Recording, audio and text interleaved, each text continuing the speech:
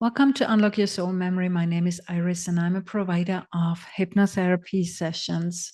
So when I say a dysfunctional family is willing to sacrifice one of their own, I don't mean it in a literal sense. It is a metaphor, but it is something that is very comparable to a sacrifice. And if you are the black sheep, you might have felt it every now and then because you are getting all the blame, the shame, all the responsibilities put onto your shoulders, all the criticism. And very often it's very difficult to understand why you have to endure this. But maybe this aspect might help you to see the dynamic a bit clearer. Because what's being awakened within this dynamic is the tribalistic nature. When you look at a very primitive tribal behavior, the focus is on the survival of the group. So if you are really having a tribe that's out in the wild, everyone has to work together to work towards survival. And if one of the members is not functioning correctly or in the way how the tribe wants it, they are usually banished, excluded, sent away, pushed down the volcano, whatever you have as an image there. But this tribalistic behavior is within the basic human responses inside when it's about survival. And I was already describing within the last video that it is dysfunctional because there is a story buried underneath, a trauma, a taboo that cannot be touched, that is really interfering with a healthy, normal, vibrant dynamic. Let's also look at a healthy family system.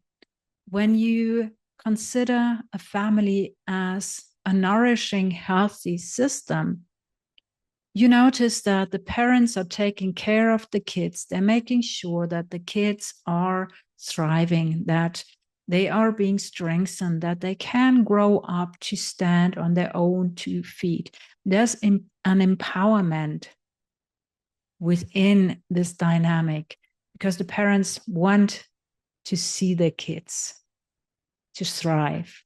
And there's love, there's care. And you don't usually have that in a dysfunctional family system because the survival mode is activated. And you, as the black sheep, when you are the black sheep, when you decided to watch this video because you are the black sheep, you notice how all the blame, the shame, all the responsibilities are thrown at you, and you have to carry all this luggage on your shoulders. And no matter how hard you are trying, they don't see you. No matter how hard you are explaining who you are, what's going on, they can't see it because they are running in a subconscious survival mode. They have lost their awareness of the individual, and that's also the price they are paying. They're not functioning as an individual much longer, but they are really parts of the group that is making sure that they're surviving. And you, as the black sheep, usually push towards the outside. You have this more or less lucky position that you can observe and analyze the dynamic much better from the outside. When you are fully engaged in the survival mode within this group, they usually only perceive the suffering going on, the threats. They see what's happening around them and what could be bad, what could interfere with the dynamic and what could threaten them. And they sense the pain and That's what they are aware of. But there's no empowered self. There's no self-responsibility, standing on their own 2 feet and taking charge of their own life and growing. That's usually what they are paying as a price in order to belong to the group. So that's kind of the blessing that we as the black sheep are experiencing, that we can remove all the layers and that we can rediscover who we truly are and grow inside and empower ourselves. And it's very helpful usually to understand the dynamic, to see why they are behaving in that way, because deep in our hearts, we want the love and we want to belong. But when someone is really in a survival mode and driven by the past, they usually are blind. It's very difficult for them to sincerely remove their blinders and see who you are.